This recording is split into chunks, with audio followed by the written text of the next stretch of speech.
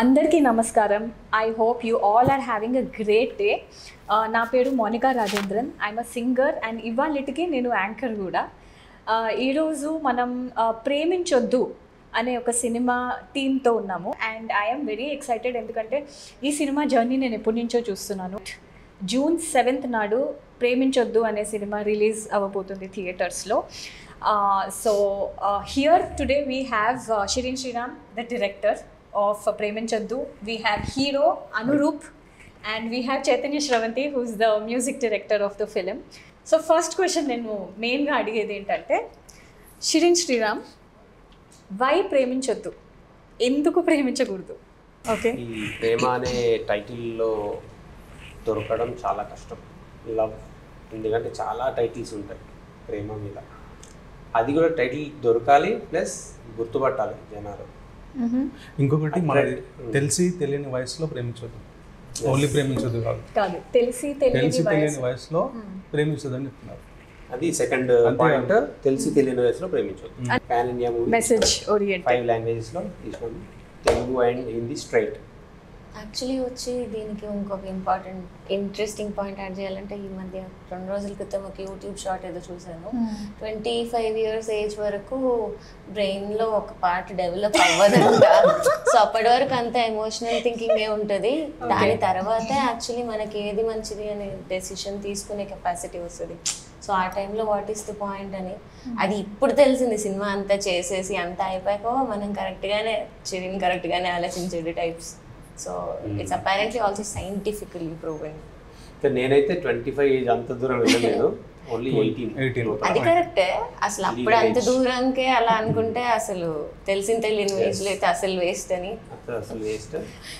No parent wants their children to fall in love అని నేను అనుకుంటున్నా. అంటే అట్ దట్ ఏజ్ ఎవరికి అది సినిమాలో చూడడానికి బాగుంటుంది, బట్ ఎవరికైనా పేరెంట్స్కి నచ్చదు. అదే కొంచెం పెద్ద అయితే ఇండిపెండెంట్ డెసిషన్ తీసుకోవచ్చు. తెలియని ఏజ్లో మనంతటా మనం ప్రేమించుకోకూడదు. అంటే నాకు ఇక్కడ ఒక డౌట్ ఏంటంటే, ఇప్పుడు తెలిసిన వయసు అని ఒకటి వస్తుంది కదా, after you're matured, when you know everything, is it easy to fall in love? కాదు, సింపుల్ ఆన్సర్ దీనికి ఏంటంటే, ఈ టాపిక్ ఈ సినిమాకి సంబంధం లేదు. మనం ఎక్కడ పోవద్దు కాంట్రవర్సీలో అయితే. మన age, stick to the age. తర్వాత అది వేరే సినిమా ఆలోచిద్దాం. ఇప్పుడు అంత డెప్త్ వద్దు, ఓన్లీ జస్ట్ ఆ ఏజ్ గ్రూప్ గురించే. ఎందుకు ఇలా కొత్తగా? ఎస్, సో ఫర్ అంటే అది కూడా చాలా unexpectedly overnight kind of a thing. అడిగిన సిచ్యువేషన్ నాకు ఎక్స్ప్లెయిన్ చేసిన రీజన్తో చూస్తే కూడా I don't understand how it was. నేను I was under the impression పాట బాగా ఉంది, కానీ మాటలకి ఉన్న మ్యూజిక్కి కొంచెం ఒక kind of there is a dissonance. అది కనెక్ట్ అవుతుందా లేదా అని ఒక డౌట్ ఉండేది. But it looks like it actually really works. Jam చేద్దామా? Come on. ఎందుకో ఇలానా? Okay, great. Jam jam jam. ఇన్స్టాగ్రామ్లో వ్యూస్ వచ్చినాయి సాంగ్స్ వ్యూస్ వచ్చినాయి కదా. యూట్యూబ్లో 2 lakhs చేంజ్ వచ్చినాయి, ఇన్స్టాలో వైరల్. మీరు పాడండి. ఎందుకు ఇలా కొత్తగా కలవరం మేలుకున్నది, ఏమిటో ఇలా ఊరుగాలిలా అలసడే లేదులే, నాకు నువ్వు ఇష్టమన్న మాట అసలెవ్వరు చెప్పలేదే, ఉన్న మాటగానే జవాబు ఆగమంటే ఆగనంది వింత యాతన. అంటే ఇది క్రైమ్ స్టోరీ అని అనుకున్నావా నువ్వు already? Story crime started only with crime. ఒక అమ్మాయిని 2 అబ్బాయిలు చంపేస్తారు. I did not know the line before I started doing the music. ఒక లవ్ సాంగ్ కావాలి టైప్ ఆఫ్. యాక్చువల్లీ నా దగ్గర ఒక సాంగ్ ఉంది, విల్ యూ బీ ఇంట్రెస్టెడ్, అలా స్టార్ట్ అయిన కాన్వర్సేషన్ అది. So I did not have ఇది ఎక్స్టెంట్ ఏంటి అని ఫస్ట్లో స్టార్ట్ చేసినప్పుడు నాకు తెలియదు. ఫస్ట్ ఈ సీన్కి పాట చెయ్యి, ఈ సీన్కి పాట చెయ్యి, ఒక అమ్మాయి ఇలా ఆలోచిస్తుంది, ఒక అమ్మాయి ఇలా ఆలోచిస్తుంటే everything retained its purity because he didn't tell me the story line till the moment it was necessary. అందరూ డిజిటలీ బాగా కనెక్ట్ అయ్యారు కదా, from different places you made the film. నా ఫిలిమ్స్లో ఎప్పుడు అంటే షార్ట్ ఫిల్మ్స్ తీసినప్పటి నుంచి I use to connect digital. You are in one place but you are there everywhere. ఇప్పుడు ఇది ఆమ్ని ప్రెజెన్స్. డిఫరెంట్ లాంగ్వేజెస్లో కూడా that's how we do. Malayalam ఉంది, కన్నడ ఉంది, అన్ని ఫోన్ త్రూ ఉంది, వాట్సాప్ డిజిటల్ కనెక్ట్ అయితే డైరెక్ట్ కనెక్షన్ చాలా తక్కువ. బట్ ఐ ప్రిఫర్ ఏంటంటే ఒక్కసారి కలవాలని అనుకుంటా. ఎవరైనా లిరిక్ రైటర్ అయినా కానీ ఎవరైనా ఒకసారి కలిస్తే బాగుంటుంటా. బట్ నేను ఇప్పుడు తమిళ్, మలయాళం అండ్ హిందీ వీళ్ళతో బాగా కాంటాక్ట్ కానీ I not meet Sai Kiran, ఎవరు లిరిక్ ఫర్ తెలుగు. అతన్ని ఎప్పుడు కలవలేదు. అతను ఆయన త్రూ చైతన్య శ్రవంతి నుంచి నాకు సాయి కిరణ్ తెలుసు. తర్వాత నేను అతను చాలా పాపులర్ రైటర్ ఇన్ తెలుగు అని నాకు తర్వాత తెలిసింది. ఇది ఒక సాంగ్ ఉంది రీసెంట్గా, కావాలయ్యా అని ఒక సాంగ్ చాలా హిట్ అయింది, అది సాయి కిరణ్ రాశాడంట. 35 సాంగ్స్ అంటే మరి 35 రికార్డింగ్స్ ఏంటది 35 మన మూవీలో అన్ని songs 35 రికార్డింగ్స్ 35 రికార్డింగ్స్ ఉన్నాయి కదా, 7 సాంగ్స్ 5 లాంగ్వేజెస్ అంటే 35 రికార్డింగ్స్. అయితే 35 రికార్డింగ్స్ కాదు, కొన్ని సార్లు ఫెయిల్ అయితే కూడా మళ్ళీ రికార్డింగ్ చేసినప్పుడు చెన్నైలో రికార్డింగ్ చేసిన తర్వాత ఈ ఏమంటారు మైక్ బాగాలేదు. మనం వెళ్ళినప్పుడు ఒక స్టూడియోలో వెళ్తే మైక్ బాగాలేదు అక్కడ. మళ్ళీ అంటే పాడిన తర్వాత ఇక్కడికి వచ్చిన తర్వాత నాకు కార్తీక్ మ్యూజిక్ డైరెక్టర్ చెప్తున్నాడు, ఈవెన్ అవర్ ప్రోగ్రామర్ జునైద్ని అప్రిషియేట్ చేయాలి. Junaid is our music programmer. యూజువల్గా సాంగ్స్ అవుట్సోర్స్ చేస్తారు. నేను సాంగ్స్ ఒకటి బికాజ్ డబ్బింగ్ అవుట్సోర్స్ చేసినాము, బికాజ్ వాట్ ఎవర్, ఎందుకంటే నాకు లాంగ్వేజ్ అర్థం కాదు కాబట్టి. అక్కడ మనకు మంచిగా దొరికిండు తమిళ్లో హరిప్రసాద్ అని, అతను బాగా ఈ took care. I think you vent directly to Chennai, right? చెన్నైకి వెళ్ళినప్పుడు వాళ్ళు చెప్పిండ్రు ఈ ఫిలిం నువ్వు వేరే లాంగ్వేజ్ ఉంది, తమిళ్లో తీయు సూపర్ హిట్ అవుతుందని. నేను నాకు మధ్యలో కొన్నిసార్లు అది అనిపించింది కూడా, ఇది అంతా ఒకవేళ నేను హ్యాండిల్ చేయాల్సి వస్తే I couldn't like. You need to have that thing to, you know, get into the details. ఒక్కొక్క డీటెయిల్ కరెక్ట్గా చేయటం అనేది, that's very important. And I never experienced like ఒక్కసారి ఇంత ఇంచు కూడా కోప్పడ్డం నా మీద కానీ వేరే వాళ్ళ మీద కానీ ఆర్ ఎనీథింగ్ లైక్ ఎందుకు ఇంత ఒక్కసారి కూడా like I always wanted to know. ఎందుకంటే నేను నాకైతే ఇరిటేషన్ వస్తుంది దానికి, like I maybe I just got lucky, but even then because it was a lot of work. Anurup, మీ ఎక్స్పీరియన్స్ చెప్పండి under the direction of Shirin Sriram. Shirin అన్న నాకు ఒక 2014 నుండి తెలుసు, through friends and Facebook. So అట్లా ఒక ఇండిపెండెంట్ ఫిలిం చేస్తున్నాను అని ఫేస్బుక్లో పోస్ట్ చేసినాడు. అందులో ఆడిషన్కి నేను కూడా పోయినా. లక్కీలీ అందులో సెలెక్ట్ అయినా. ఫోటోషూట్ అవి చేసిండు, ఆడిషన్ చేసిండు. వన్ ఫైన్ డే కాల్ చేసిండు నాకు, నీకు ఇందులో ఒక రోల్ ఉంటుంది. నాకు 2 రోల్స్ చెప్పింది ఇందులో. ఒకటి మెయిన్ లీడ్ ఉంటుంది, ఇంకొకటి సెకండ్ లీడ్ ఉంటుంది. సెకండ్ లీడ్ రోల్లో కొంచెం మాసీ ఉంటుంది అనమాట. నేను ఇది చేస్తాను, నాకు దానికన్నా ఇదే కావాలి, మాస్ది, నాకు ఇది కన్నా మాస్ రోల్ కావాలన్నా నేను అది చేస్తాను. కొంచెం తెలంగాణ స్లాంగ్ ఉంటుంది, మనం మంచిగా సెట్ అవుతుంది మనకి. అంటే లేదు నీకు ఇదే, నీకు ఇది పర్ఫెక్ట్ అవుతుంది, నువ్వు అట్లా ఇట్లా కూడా మంచిగా ఉంటావు అని చెప్పి ఆ స్క్రిప్ట్ మొత్తం మళ్ళీ ఒకసారి చెప్పింది, డీటెయిలింగ్ చెప్పింది అనమాట. సో ఫస్ట్ ఒక పోర్షన్ వరకు చాలా సాఫ్ట్ క్యారెక్టర్ ఉంటుంది. ఆ క్యారెక్టర్ ఆ లాస్ట్ 20 minutes ఉంటుంది చూసినా, దానికోసం నేను ఫిదా అయిపోయినా. అట్లా ఆ character. So who is the real Anuroop? Second half first half? రెండు కాదు. ఇప్పుడు ఒక సీన్ ఉంటుంది. సో ఆ టైంలో ఒక లొకేషన్ ఉందన్నమాట. లొకేషన్ గండిపేట దగ్గర అరౌండ్ ఇంత వాల్ ఉంటుంది అంతే. అంటే ఇద్దరు నిలబడవచ్చు కానీ నడవలేము దానిపైన. అట్లాంటి లొకేషన్ ఉంది. కట్ చేస్తే దాని ఇంకా పోలీస్ స్టేషన్ పర్మిషన్ అడిగితే ఇవ్వలేదు అనమాట. అది ఇంపార్టెంట్ లొకేషన్ మన సినిమాకి. సో అప్పుడు ఏమైందంటే అందరం ఇంటికి వచ్చినాం, మరి పర్మిషన్ దొరకట్లేదు, కానీ ఇక్కడ కంపల్సరీ ఆ షాట్ అక్కడనే పడాలి, అసలు ఆ సీన్ అక్కడ తీయకపోతే వేస్ట్ అవుతుంది, కాంప్రమైజ్ అవుతలేడు. మరి ఎట్లన్నా ఇది ఎట్లా చేద్దామంటే, లేదు నేను ఆలోచిస్తా ప్లాన్, నేను రేపు చెప్తా అని చెప్పిండు. రేపు చెప్పిన తర్వాత మార్నింగ్ కాల్ చేసిండు, నువ్వు అర్జెంట్ ఇక్కడికి వచ్చేసి ఫస్ట్ ఇంటికి వచ్చేసినాను. పోయిన తర్వాత ఒక పేపర్ తీసుకొని, ఒక బోర్డు తీసుకొని దానిపైన మొత్తం ఒక చార్ట్ గీసింది అనమాట.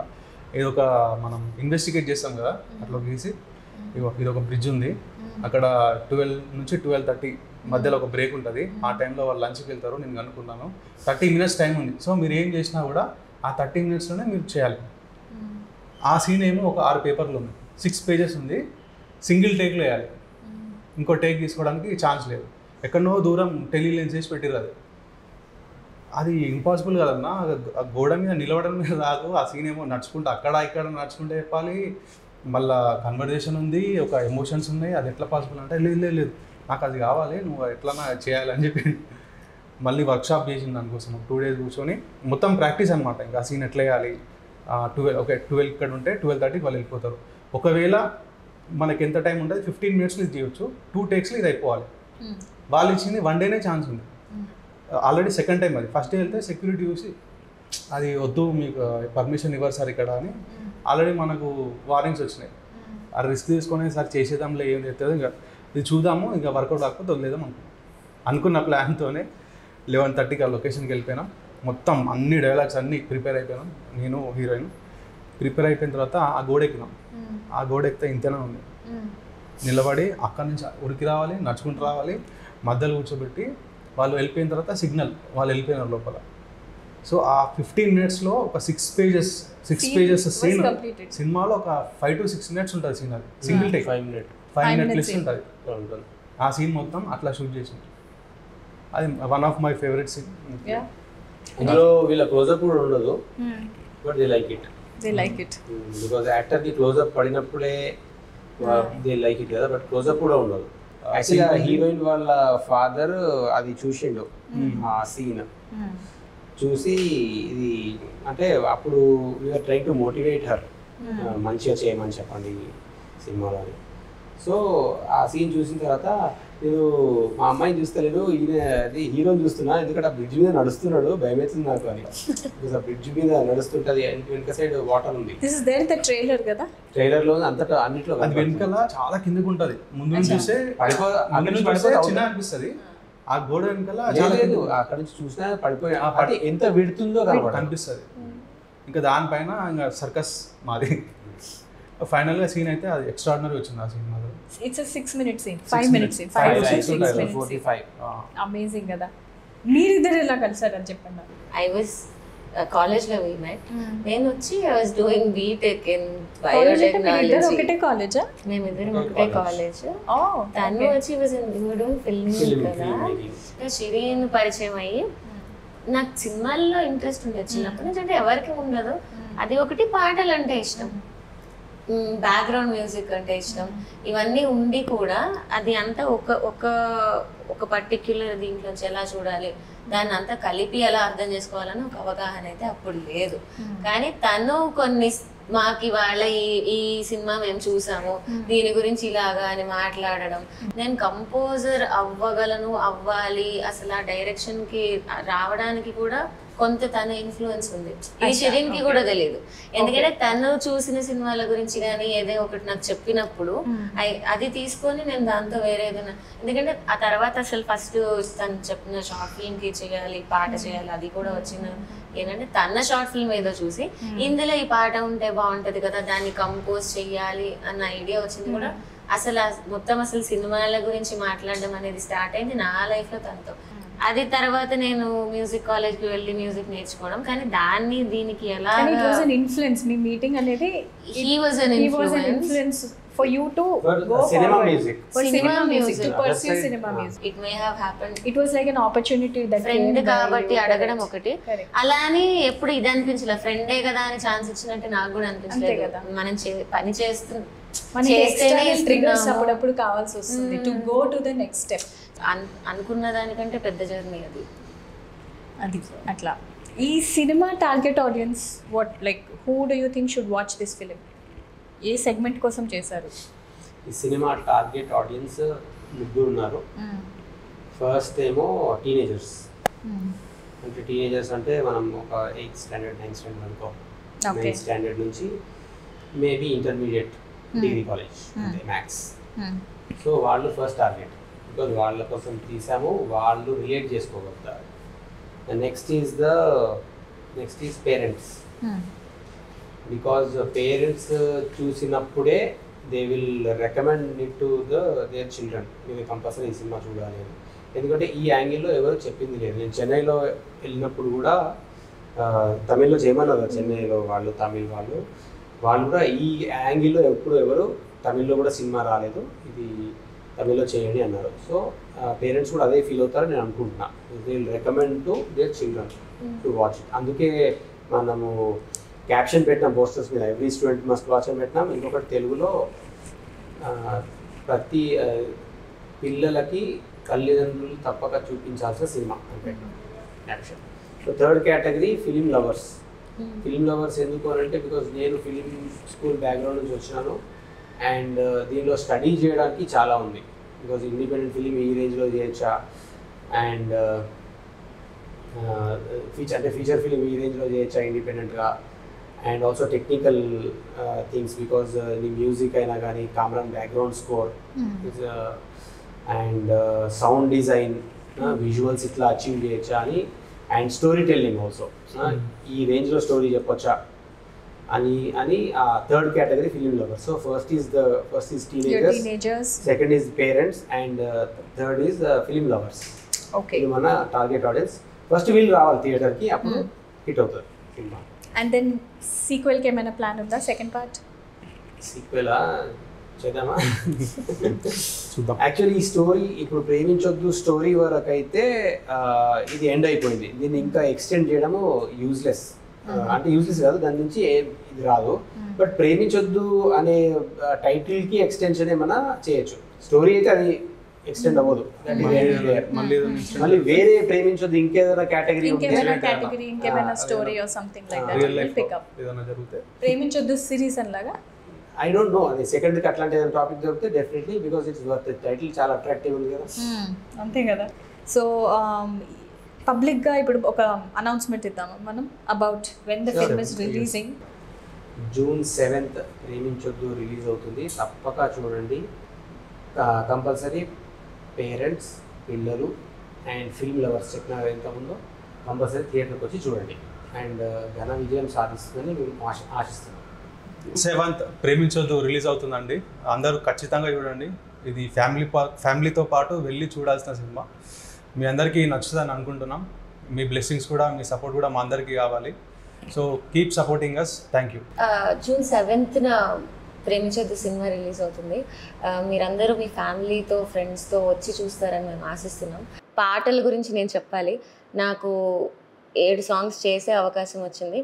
నాకు అవకాశం రావడమే కాదు, నా దృష్టిలో మీరందరూ వినడానికి కూడా బాగుంటుందని అనుకుంటున్నాను. చాలా ప్రేమతో, చాలా కష్టపడి చేసిన పాటలు, అంతకంటే ఎక్కువ ప్రేమతో కష్టపడి చేసిన సినిమా. థియేటర్స్లో తప్పకుండా చూడండి. June 7న ప్రేమించొద్దు.